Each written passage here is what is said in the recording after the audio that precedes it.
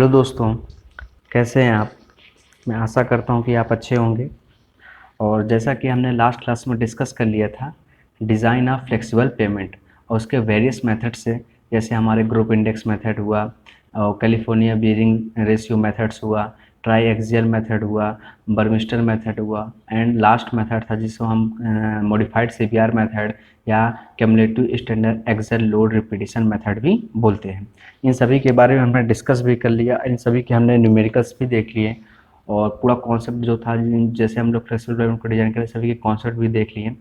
और अगर कोई भी प्रॉब्लम आती है आपको किसी भी कॉन्सेप्ट में तो आप मुझसे शेयर कर सकते हैं। और जैसा कि आपको बताया कि काइजन टेक के चैनल में आपको अबाउट सेक्शन में जाके आपको वहाँ पे व्हाट्सअप नंबर मिलेगा। उस व्हाट्सअप नंबर में आपको जो भी प्रॉब्लम हो आप मेरे से शेयर कर सकते हैं, राइट। आज की क्लास में हम लोग देखने वाले हैं रिजिड पेमेंट। डिजिट पेमेंट के डिस्कस करेंगे, डिजिट पेमेंट के डिज़ाइन पैरामीटर के बारे में डिस्कस करेंगे और डिजिट पेमेंट को डिज़ाइन कैसे करते हैं उसके बारे में डिस्कस हम करने वाले हैं, राइट। तो सबसे पहले हम लोग देखते हैं रिजिड पेमेंट। रिजिड पेमेंट क्या होता है इसके बारे में आपको प्रीवियस लेक्चर में मैंने बता भी दिया है। और flexible pavement and rigid payment में जो डिफरेंस होता है उसके बारे में भी हम डिस्कस कर चुके हैं। अब हम बात करते हैं डिज़ाइन पैरामीटर की।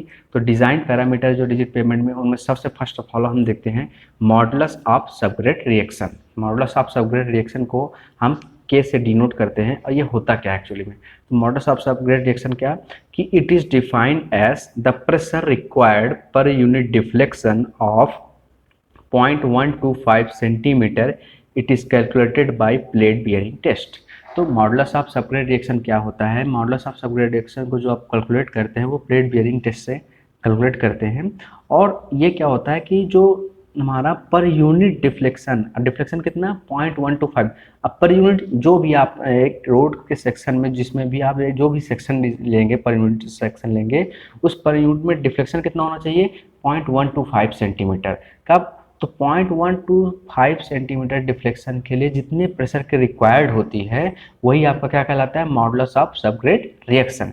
तो वही कि it is defined as the pressure required per unit deflection of 0.125 centimetre. वही आपका क्या होता है, मॉडुलस ऑफ सबग्रेड रिएक्शन। इसको फाइंड आउट, इसको कैलकुलेट कैसे करते हैं, प्लेट बियरिंग टेस्ट से, राइट। और आपको जैसे एग्जांपल के डिफ्लेक्शन की बात करूँ तो ये आपको फ्लेक्सिबल पेमेंट का एग्जांपल है और ये आपका रिजिड पेमेंट का एग्जांपल है। फ्लेक्सिबल पेमेंट के एग्जांपल में आपको जो डिफ्लेक्शन देखिए, ये रट्स फेलियर, ये रट्स बना रहा था, इसको हम लोग रटिंग फेलियर बोलते हैं। इसको प्रीवियस क्लासेस में हमने डिस्कस कर चुका है। और जो हमारा रिजिड पेमेंट है, ये स्लैब जैसे आता है, देखिए इसका डिफ्लेक्शन, ये पॉइंट जो है हमारा, ये क्या है, उसका डिफ्लेक्शन है, राइट। तो मॉडुलस ऑफ सबग्रेड रिएक्शन की जो यूनिट होती है वो केजी पर सेंटीमीटर का क्यूब होती है। और modulus of subgrade reaction K is equal to P upon deflection. P क्या है यहाँ पे, प्रेशर अपॉन डिफ्लेक्शन, राइट। अब प्रेशर का यूनिट क्या होती है, केजी पर सेंटीमीटर का स्क्वायर। डिफ्लेक्शन है आपका स्टैंडर्ड 0.125 सेंटीमीटर, राइट। तो आपका यू होल यूनिट क्या हो जाएगी आपकी modulus of subgrade reaction, KG पर सेंटीमीटर का क्यूब, राइट। पी यहाँ पे आपका प्रेशर हो जाएगा। तो आपको ध्यान रखना है, कभी कभी एग्जाम में जनरली पूछ लेते हैं मॉडुलस ऑफ सबग्रेड रिएक्शन बताइए, तो आप मॉडुलस ऑफ सबग्रेड रिएक्शन का न्यूमेरिकल भी कभी जनरली आता है तो K equal to P upon del होता है। और डेल आपका जो स्टैंडर्ड होता है 0.125 सेंटीमीटर जो डिफ्लेक्शन होता है पर यूनिट, जो डिफ्लेक्शन होता है वो उसके लिए जितने प्रेशर की रिक्वायरमेंट होती है वही आपका मॉडुलस ऑफ सबग्रेड रिएक्शन होता है। तो आपको समझ में आएगा कि मॉडुलस ऑफ सबग्रेड रिएक्शन क्या है और इसको आप किससे कैलकुलेट करते हैं, प्लेट बियरिंग टेस्ट से करते हैं, राइट। अगर अब हम बात करते हैं कि बाय पीवीटी टेस्ट, पीवीटी बोलते तो प्लेट बियरिंग टेस्ट है। तो साइज जो होती है प्लेट बियरिंग टेस्ट में, जो हम लोग प्लेट यूज़ करते हैं उसकी साइज होती है 30 सेंटीमीटर, 45 सेंटीमीटर, 60 सेंटीमीटर और 75 सेंटीमीटर। 30, 45, 60 एंड 75 सेंटीमीटर की हम लोग प्लेट्स यूज़ करते हैं। उसमें जो स्टैंडर्ड साइज की जो प्लेट होती है उसका साइज होता है 75 सेंटीमीटर। कभी कभी जनरल एग्जाम में ऑब्जेक्टिव क्वेश्चन आ जाते हैं जेईई के एग्जामों में, ये प्लेट बियरिंग टेस्ट में जो स्टैंडर्ड साइज ऑफ प्लेट होता है वो कितना होता है, तो आपको बताना है 75 सेंटीमीटर का होता है, राइट। तो ये था मॉडुलस ऑफ सबग्रेड रिएक्शन के, और इसका आपको फार्मूला ध्यान रखना है, राइट। अब हम लोग डिस्कस करते हैं कि मॉडुलस ऑफ सबग्रेड रिएक्शन आपने देखा है के इक्वल टू क्या डिस्कस किया है आपने, पी अपॉन क्या डिस्कस किया आपने, पी अपॉन क्या किया है, डेल, राइट।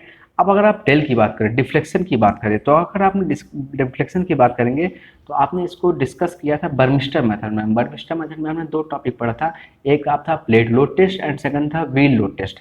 और दोनों हमारा जो प्लेट लोड टेस्ट था, व्हील लोड टेस्ट, तो प्लेट लोड टेस्ट किसके लिए था, रिजिड पेमेंट के लिए था हमारा। दोनों हमारे फ्लेक्सिबल पेमेंट के लिए थे, लेकिन एक था प्लेट लोड टेस्ट एंड एक रिजिड व्हील लोड टेस्ट। तो आपको अच्छी तरह ध्यान होगा, अगर आपको बताऊं तो वहाँ पे K equal to P upon del है, और पी प्रेशर और डेल की जगह आपने प्लेट लोड टेस्ट का फार्मूला देखा था according to Burmister method 1.18 P A upon E S. यहाँ पे पी आपका वही यहाँ पे पी आपका था क्या, प्रेशर था, कॉन्टैक्ट, ठीक है राइट, प्रेशर कॉन्टैक्ट प्रेशर था। और यहाँ पे a radius of contact, radius of contact pressure जो एरिया था उसका रेडियस था, और ये था मॉडुलस ऑफ इलास्टिसिटी थी किसकी, सबग्रेड की, राइट। तो इस फार्मूले को अगर आप पुटअप करेंगे तो इस फार्मूले को पुटअप करेंगे, पी से आपका पी कैंसिल आउट हो जाएगा, राइट। और आपका ओनली कितना ई एस आपका ऊपर चला जाएगा, तो ई एस अपॉन 1.18 ए आ जाएगा। तो यहाँ पे के ए को उधर शिफ्ट करेंगे तो K into A equal to E S upon 1.18, K क्या हो जाएगा, कांस्टेंट। तो ये आपका एक फार्मूले को मैंने क्या किया, आपको जनरली आपको डेल के फॉर्म में उसको मॉडिफाइड करके दिखाया। यहाँ पे अगर आपको प्लेट करेक्शन का कभी कभी कंडीशन आता है कि प्लेट करेक्शन करिए, तो आप प्लेट करेक्शन के लिए K1 A1 equal to K2 A2 apply कर सकते हैं, राइट। तो यहाँ पे आपका प्लेट करेक्शन का कॉन्सेप्ट भी सॉल्व हो जाएगा। जनरली आपको मॉडुलस ऑफ सबग्रेड रिएक्शन का फॉर्मूला याद रखना है, K equal to P upon del होता है, डेल की वैल्यू 0.125 सेंटीमीटर आप प्रोवाइड करते हैं, और मॉडुलस ऑफ सबग्रेड रिएक्शन की जो यूनिट होती है केजी पर सेंटीमीटर का क्यूब होती है। तो ये था। एक्चुअली आपको एक नोट दिखाता हूँ कि modulus of subgrade reaction can be considered as spring constant per unit area of material subgrade as spring, right. तो जो मॉडुलस ऑफ आपका सबग्रेड रिएक्शन होता है उसको आप कंसीडर करते हैं एक स्प्रिंग कांस्टेंट की तरह, जो per unit area of material subgrade as spring. तो मतलब एक जो आपका modulus of subgrade reaction behave करता है, जो आपका नीचे का सबग्रेड होता है वो कैसे एक स्प्रिंग की तरह आप उसको कंसीडर करके कैलकुलेट करते हैं, राइट। तो ये था आपका मॉडुलस ऑफ सबग्रेड रिएक्शन का एक, ये आपका डिजाइन पैरामीटर फर्स्ट था। एंड डिजाइन पैरामीटर बहुत इंपॉर्टेंट है, क्योंकि डिजाइन पैरामीटर से आपके आने वाले जो कॉन्सेप्ट है वो रिलेट हैं, और जो आने वाले न्यूमेरिकल्स, आने वाले कॉन्सेप्ट के थ्रू जो न्यूमेरिकल सॉल्व होंगे वो सब आपके डिजाइन पैरामीटर के बेस पे ही सॉल्व होंगे। तो इस चीज़ को आपको बहुत अच्छी तरह से ध्यान रखना है सबके, और इनके जो जितने भी हमारे कॉन्सेप्ट निकल जो फॉर्मूले आ रहे हैं इनको भी आपको बहुत अच्छी तरह मेमोराइज करके रखना है, ठीक है। अब सेकेंड था आपका डिजाइन पैरामीटर में radius of relative stiffness, radius of relative stiffness, जिसको आप स्मॉल एल से डिनोट करते हैं, राइट। और ये क्या होता है कि it is the radius of area of soil effective in resisting deflection of slab, right. तो ये एक ऐसा रेडियस है, रेडियस ऑफ रिलेटिव स्टिफनेस, ये वो रेडियस होती है जो सॉइल का जो एरिया होता है वो इफेक्टिवली क्या करता है, रेजिस्ट करता है किसको, डिफ्लेक्शन ऑफ स्लैब को। मतलब जो स्लैब का डिफ्लेक्शन हो रहा है, उस जो स्लैब का डिफ्लेक्शन हो रहा है उसको इफेक्टली क्या कर रहा है, वो रजिस्ट कर रहा है, कौन, सॉइल का जो एरिया। तो उस एरिया की जो रेडियस होती है उसी को आप बोलते हैं रेडियस ऑफ रिलेटिव स्टिफनेस, जिसको आप स्मॉल एल से नोट करते हैं। कई बार एग्जाम में आपको दिख जाएगा क्वेश्चन में कि find out the radius of relative stiffness, तो आप इसके लिए फार्मूला ध्यान रखिएगा, जो स्टैंडर्ड फार्मूला है according to IRC, L equals to EHQ upon 12 K1 minus mu square, और होल की पावर क्या है 1/4, होल की पावर कितना है 1/4 या 0.25। तो ये फार्मूला आपको ध्यान रखना है, इंपॉर्टेंट फार्मूला है रेडियस ऑफ रिलेटिव स्टिफनेस निकालने का। L equals to EHQ upon 12 K1 minus mu square, फिर bracket close and whole power 1/4 है, राइट। तो ये आपको ध्यान रखना है। यहाँ पे एक चीज़ को क्या रिप्रेजेंट करते हैं उस सब का हम डिस्कस करने वाले हैं, ठीक है। और उसके बाद देखिए थर्ड जो आपका है डिजाइन पैरामीटर में, वो है आपका equivalent radius of resistance section B. क्या है आपका equivalent radius of resistance section B, इसको आप किसे डिनोट करते हैं, बी से डिनोट करते हैं, राइट। तो it is the radius of area of slab effective in resisting bending moment. तो ये क्या रेजिस्ट करता है, बेंडिंग मोमेंट को। और जो हमारा ये equivalent radius of resistance section का है उसको जिसको आप बी से डिनोट करते हैं उसका फॉर्मूला होता है B equals to √1.6 A square plus H square, फिर माइनस 0.675 एच। ये आपको ध्यान रखना है। ध्यान रखिएगा होल में अंडर रूट नहीं लगा हुआ है, ओनली अंडर रूट एप्लीकेबल है आपका 1.6 ए square plus H square minus 0.675 h, right. अगर आपकी ए की वैल्यू 1.724 एच से छोटी है तो भी यही फार्मूला लगेगा, नहीं ये फार्मूला बी निकालने के लिए नहीं निकले लगेगा। बी क्या है यहाँ पे आपको बता चुका हूँ, बी है आपका रेडियस ऑफ रेजिस्टेंस सेक्शन, जिसको आप डिनोट करते हैं बी से। और इसको जो हमारा क्या करता है कि जो स्लैब में इफेक्टली रेजिस्टिंग मोमेंट बेंडिंग मोमेंट है उसको क्या करता है, रजिस्ट करता है।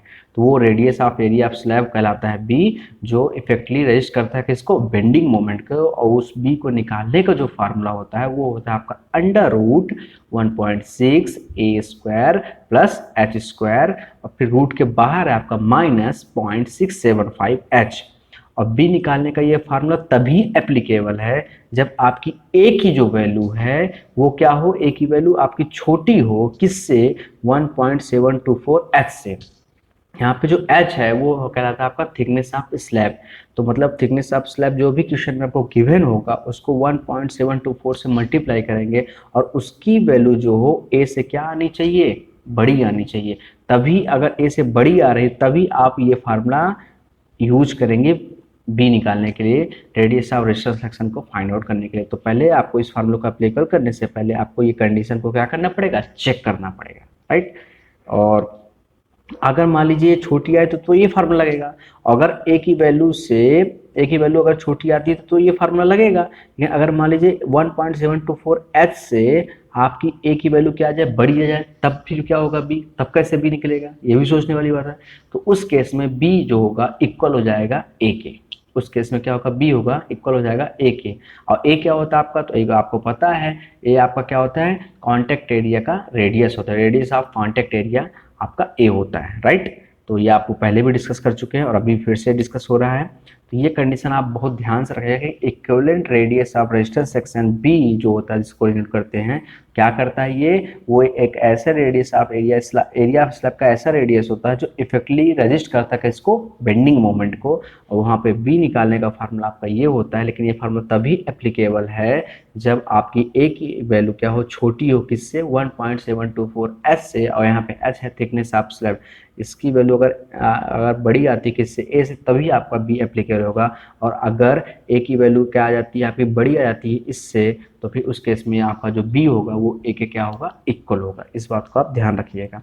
तो जैसा कि मैंने आपको डिस्कस किया उस चीज़ को यहाँ मेंशन भी है आपका, देखिए यहाँ पे b इक्वल टू ए के इक्वल होगा कब, जब आपका if a is greater than या इक्वल किसके आ जाए, 1.724 s से। तो मतलब अगर a की वैल्यू बराबर या बड़ी आ जाए किससे, 1.724 h, और h क्या हो, थिकनेस ऑफ स्लैब, इसका मल्टीप्लाई करेंगे आप इससे, और इसकी जितनी वैल्यू आए वो या तो a के इक्वल हो या a से बड़ी, a से छोटी होगी, उसके में b बराबर किसके हो जाएगा, a के। और जस्ट अगर इस केस को मैं यहाँ पे लिख लूँ फिर से, अगर इफ ए क्या हो जाए आपका छोटा हो किससे, 1.724 एच से, तो उस केस में बी निकालने का फार्मूला आपका क्या हो जाता है, अंडर रूट, क्या करेंगे आप, जो बी निकालने का फार्मूला आपको जैसे मैंने बताया, यहाँ पे आपका फार्मूला हो जाएगा अंडर रूट हो जाएगा, और आपका फार्मूला हो जाता है 1.6 ए स्क्वायर प्लस एच स्क्वायर, 1.6 ए square plus H square minus 0.675 H. ये दोनों फार्मूला मैंने आपको लिख दिया। B radius of resisting section निकालने के लिए, रेडियस ऑफ रेजिस्टिंग सेक्शन निकालने के लिए आपका मैंने दोनों फार्मूला लिख दिए। दोनों फार्मूला तब आपका एप्लीकेबल है, ये फार्मूला बी निकालने के तब एप्लीकेबल होगा जब ये कंडीशन बनेगी कि ए की वैल्यू क्या हो, छोटी हो किससे, 1.724 एस से। तो फिर आप बी निकालने के लिए रेडियस ऑफ रेजिस्टिंग सेक्शन निकालने ये फार्मूला अप्लाई करेंगे। अगर ए की वैल्यू आपकी बड़ी या इक्वल होती है किसके, 1.724 एस से, तो उस केस में बी आपका ए के इक्वल हो जाएगा। तो ये था आपका डिज़ाइन पैरामीटर। और डिज़ाइन पैरामीटर में आपने देखा मॉडुलस ऑफ सबग्रेड रिएक्शन, उसके बाद आपने देखा relative stiffness, radius of relative stiffness निकालना, जिसको आप किससे डिनोट करते हैं, स्मॉल एल से। उसका फॉर्मूला होता है आपका EHQ/12K1 माइनस म्यू स्क्वायर या होल पावर 1/4, होल पावर 1/4, ठीक है। तो ये देखिए आपने पहले देखा सबग्रेड रिएक्शन का फार्मूला, फिर आपने देखा radius of relative stiffness L निकालने का फार्मूला, और उसके बाद आपने देखा equivalent radius of resistance section B निकालने का फार्मूला। तो आपने ये तीनों फार्मूले देखे डिजाइन पैरामीटर के, जो आगे चल के आपके बहुत ज़्यादा यूज होंगे। इसी के कॉन्सेप्ट से ही आगे आपके न्यूमेरिकल सॉल्व होंगे। पहले आपका ये कॉन्सेप्ट क्लियर होना चाहिए। अब यहाँ पे हम डिस्कस कर लेते हैं कि हम ये होते क्या है। जैसे आपका पी है, आपको बार बार बोला हूँ, आपका पी क्या होता है, आपका कॉन्टैक्ट प्रेशर होता है अथवा टायर प्रेशर होता है, और जिसकी यूनिट होती है केजी पर सेंटीमीटर का स्क्वायर। आपने डिस्कस किया, सब ग्रेड मॉडुलस रिएक्शन में भी देखा इसको आप रेडियस ऑफ रेडियस स्टिफनेस में भी देखा, रेडियस ऑफ रेस्टिंग सेक्शन में भी देखा, right. Equivalent radius of resistance section में भी देखा, जिसको आप बी से नोट करते हैं, जो अभी जस्ट आपने पढ़ा। तो यहाँ पे आपने पी देखा। ई होता है आपका modulus of elasticity of slab का, राइट। इसकी यूनिट होती है केजी पर सेंटीमीटर का स्क्वायर। एच होता है आपका थिकनेस ऑफ स्लैब, किसमें होता है, सेंटीमीटर में, आपको बता चुका मैं। म्यू होता है आपका Poisson ratio of slab, right. और ए होता है आपका रेडियस ऑफ कॉन्टैक्ट एरिया। तो आप इसके बारे में पहले से ही जानते थे। तो ये सभी पॉइंट आपने डिस्कस कर लिए कि किसको क्या रिप्रेजेंट करते हैं, क्योंकि एग्जाम पॉइंट ऑफ व्यू से आपको इसी तरह मेंशन होगा और आपको इसके क्वेश्चंस करने होंगे। तो ये आपका डिज़ाइन पैरामीटर क्या हुआ, कंप्लीट हुआ। और जैसा कि मैंने आपको बताया था कि डिज़ाइन पैरामीटर बहुत ही मोस्ट इम्पोर्टेंट है। इस डिज़ाइन पैरामीटर के बेसिस पे आगे चल के उसका कॉन्सेप्ट क्या होगा, कोरिलेट होगा। तो आपको इस चीज़ को ध्यान रखना है। इसके बेसिस पे मैं न्यूमेरिकल भी कराऊंगा, जिससे आपका पूरा जो अगर थोड़ा भी रोड डाउट होगा वो भी क्या हो जाएगा, आपका क्लियर आउट हो जाएगा, राइट। अब हमने देखा रिजिड पेमेंट पढ़ रहे थे, रिजिड पेमेंट में हमने डिज़ाइन पैरामीटर को डिस्कस कर लिया, राइट। अब उसके बाद हमारा रिजिड पेमेंट में ही हमारे दो टॉपिक हैं जो इम्पोर्टेंट है। यही दो टॉपिक के बाद आप क्या हो जाएगा, चैप्टर क्लोज हो जाएगा। तो आपका ऑल ओवर पेमेंट डिज़ाइन क्या हो जाएगा, क्लोज हो जाएगा। देन उसके बाद आपका ओनली एक चैप्टर बचेगा हाईवे मटेरियल, जिसकी पीडीएफ आपकी कंप्लीट हो चुकी है और वो भी आपको अवेलेबल हो जाएगी। और हाईवे मटेरियल के बाद आपका हाईवे इंजीनियरिंग कंप्लीट हो जाएगा। तो इस तरह आपका ट्रांसपोर्टेशन इंजीनियरिंग में हाईवे इंजीनियरिंग एक पार्ट जो मोस्ट इम्पोर्टेंट सब्जेक्ट है वो आपका कंप्लीट हो जाएगा। फिर रेलवे इंजीनियरिंग और एयरपोर्ट इंजीनियरिंग हम बाद में डिस्कस करेंगे। उससे पहले हम सॉइल मैकेनिक्स को स्टार्ट करेंगे और साथ ही साथ हम सर्वेइंग भी स्टार्ट करेंगे। तो वीक में आपका 4 डेज सॉइल मैकेनिक्स कंटिन्यू रहेगा एंड 3 डेज आपका सर्वेइंग रनिंग, दोनों मतलब वीक में आपका रनिंग दोनों दो सब्जेक्ट आपके अब रनिंग चलेंगे, राइट।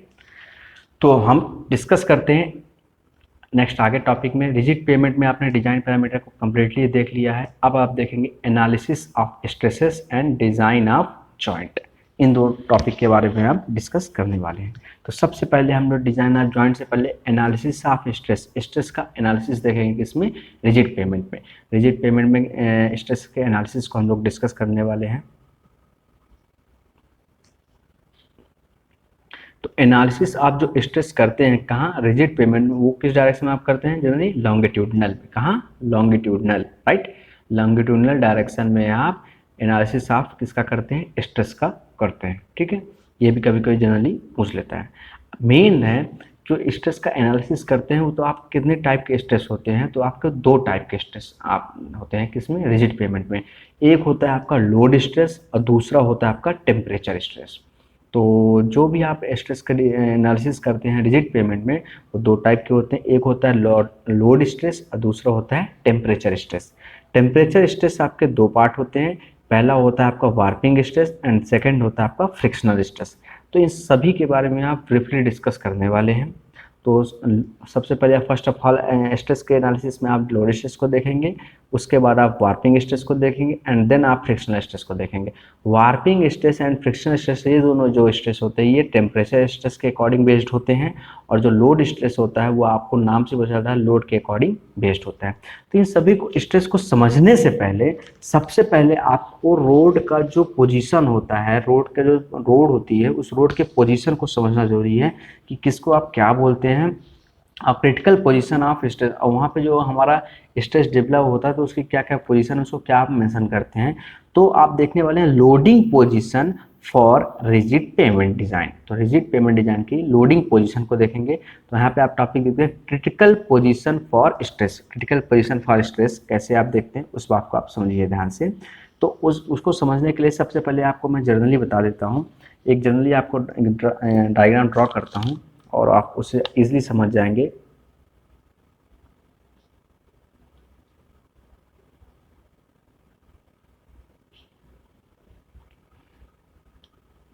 बहुत ही कॉन्सेप्चुअल टॉपिक है और इसको आपको बड़े ध्यान से समझना है।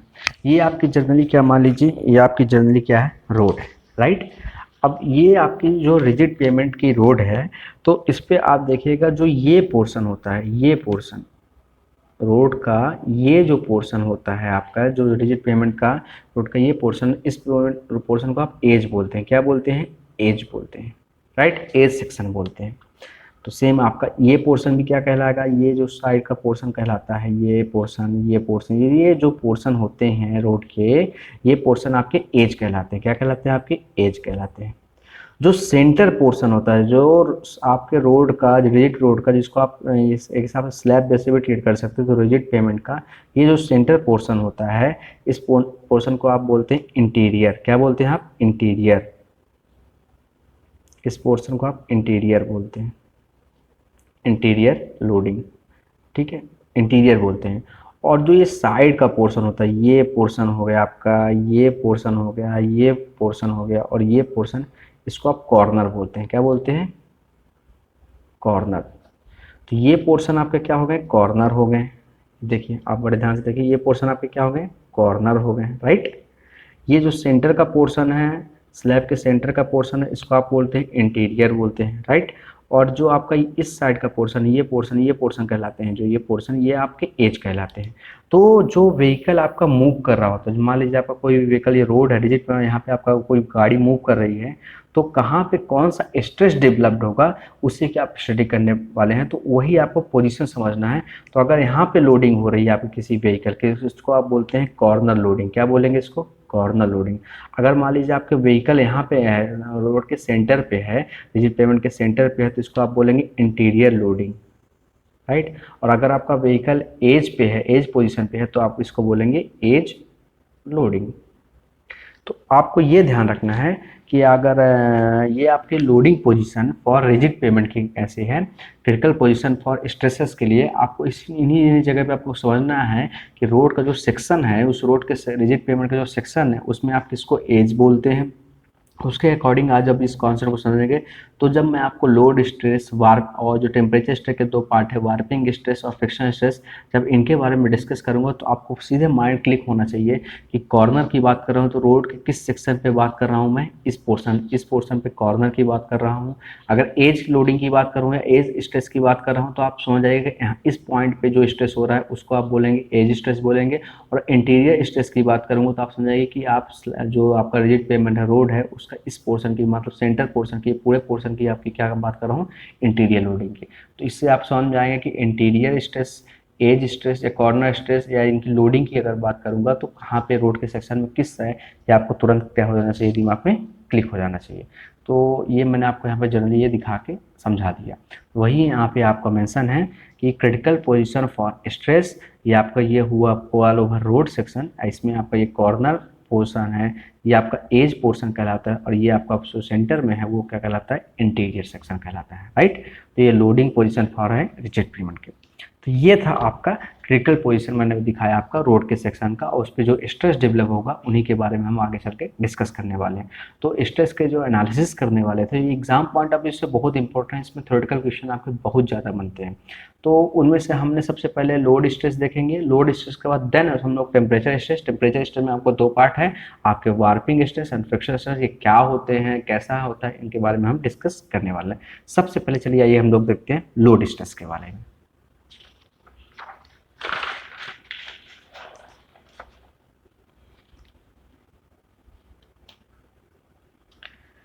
तो सबसे पहले हम लोग देखने वाले हैं लोड स्ट्रेस के बारे में। तो लोड स्ट्रेस होता क्या है, इस चीज़ के बारे में हम लोग पहले देख लेते हैं। तो stress developed in longitudinal direction of payment slab due two wheel load. तो सबसे पहले लॉन्गिट्यूडनल डायरेक्शन तो आपको पता है, आपको फिर से बता दूं, और आपको ज्योमेट्रिक डिजाइन में तो इसको और अच्छे से बताया था, और इसको फिर से एक बार रिपीट कर रहा हूँ कि आपका ये रोड का सेक्शन है, तो जिस डायरेक्शन में व्हीकल मूव करता है, डायरेक्शन ऑफ व्हीकल, जो इस डायरेक्शन बाइक व्हीकल हमारा इस डायरेक्शन में मूव करता है, या तो ऐसे मूव करता है, या तो ये डायरेक्शन में, या तो इस डायरेक्शन में मूव करता है। तो जिस डायरेक्शन में आपका व्हीकल मूव करता है वो डायरेक्शन आपका क्या कहलाता है? Longitudinal direction. और उसके परपेंडिकुलर जो डायरेक्शन होता है इसको आप बोलते हैं लेटरल डायरेक्शन। तो ये जो व्हीकल मूव ऐसे करता है, आपका गाड़ी जो है आपकी तो ऐसे मूव करती है, ये व्हीकल आपका मूव कर रहा है, इस डायरेक्शन को आप बोलते हैं लॉन्गिट्यूडनल डायरेक्शन। क्या बोलते हैं? Longitudinal direction. और ये जो डायरेक्शन होता है इस डायरेक्शन को आप बोलते हैं लेटरल डायरेक्शन। क्या बोलते हैं? Lateral direction. तो आप जो स्ट्रेस को एनालिसिस करते हो किस डायरेक्शन में करते हैं? ओनली लॉन्गिट्यूडनल डायरेक्शन में। तो ये है आपका, इस डायरेक्शन में आपका व्हीकल मूव करता है, इसको आप बोलते हैं लॉन्गिट्यूडनल डायरेक्शन। तो व्हीकल तो आपका हमेशा गाड़ी रोड में ऐसे सेक्शन में मूव करती है, आपकी व्हीकल तो आपका इसी डायरेक्शन में मूव करेगा। तो वही लिखा है कि stress developed in longitudinal direction of payment slab due two wheel load.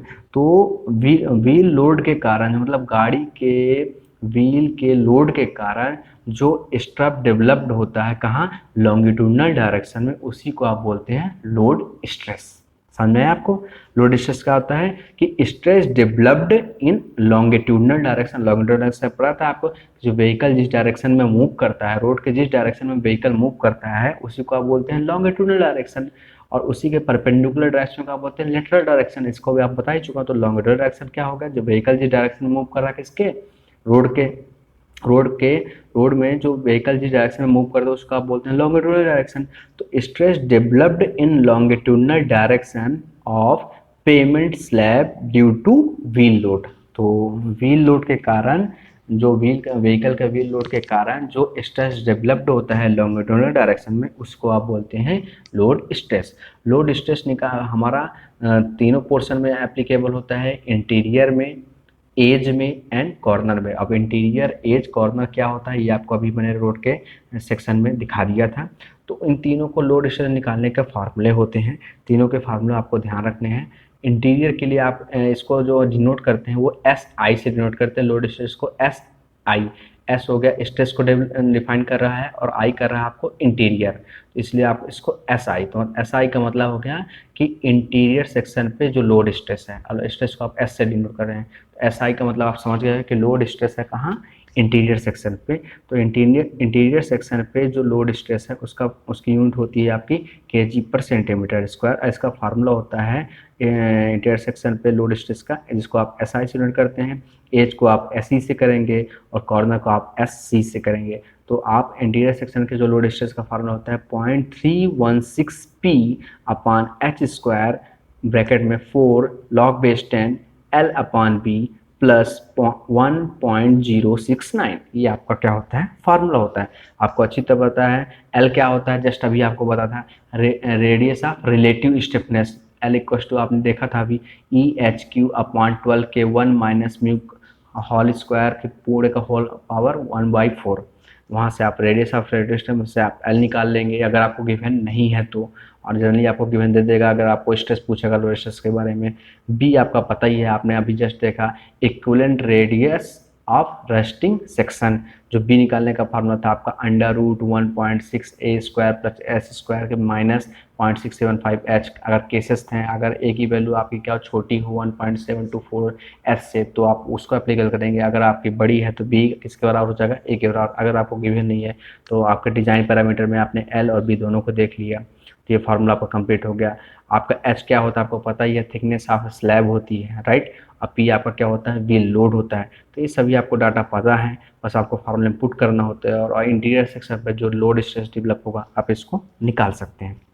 ऐसी से एज का फार्मूला होता है। अगर एज सेक्शन पे आपको लोड स्ट्रेस निकालने का फार्मूला बोला है क्वेश्चन में, तो आप एज सेक्शन पे लोड स्ट्रेस कैसे फाइंड आउट कर सकते हैं? उसका फार्मूला होता है 0.572 P upon H square 4 log base 10 L upon B plus 0.359।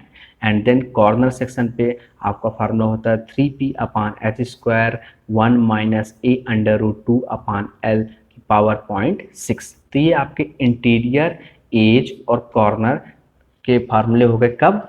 Load stress के कॉन्सेप्ट के लिए। तो लोड स्ट्रेस क्या हुआ आपको समझ में आया कि लॉन्गिट्यूडनल डायरेक्शन में जो स्ट्रेस डेवलप होता है किसके कारण? व्हील लोड के कारण, उसको हम बोलते हैं लोड स्ट्रेस। और आपके इंटीरियर, एज और कॉर्नर तीनों के आपने फार्मूले देख लिए, ठीक है। तो ये आपके रिजिड पेमेंट के डिज़ाइन पैरामीटर और उसमें जो स्ट्रेस का एनालिसिस कर रहे हैं उसमें आपने आज के लेक्चर में लोड स्ट्रेस को देख लिया। अब हम लोग नेक्स्ट लेक्चर में नेचर ऑफ लोड स्ट्रेस क्या होता है उसको, वार्पिंग स्ट्रेस और फ्रिक्शनल स्ट्रेस को कवर करने की कोशिश करेंगे। अगर कोई प्रॉब्लम आती है तो आप मुझसे शेयर करिएगा। थैंक यू दोस्तों। Change for good.